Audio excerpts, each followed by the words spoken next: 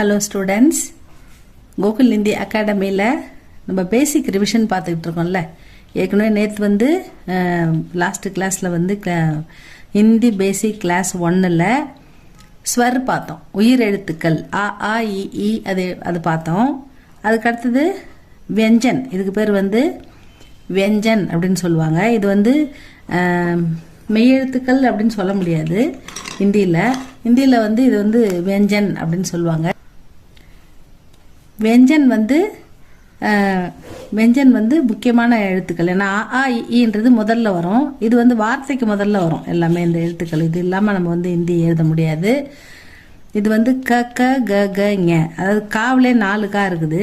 அதில் 2 க க க சவுண்டில் உச்சரிக்கணும். மீதி 2 க கண் க கணேஷ் அந்த மாதிரி அந்த சவுண்டு க க. இது ஞ அந்த சவுண்டில் உச்சரிக்கணும். இது க க க க ஞ.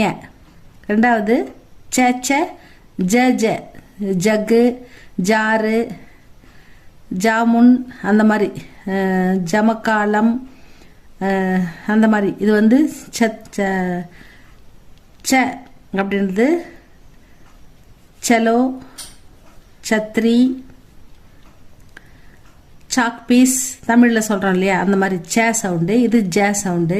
ச 2 சவுண்டு, ஜ 2. இதுவும் ஞ. இது 2 ரொம்ப ரேரான யூஸ் தான் வரும்.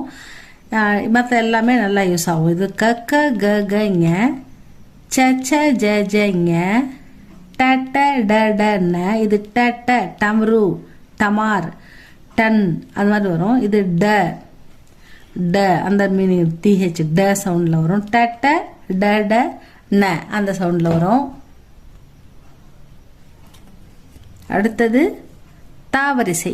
த த த த ந தனுஷ் தர்மம் அது மாதிரி வரும். இது த தவில் தானே தனக்கு அந்த த.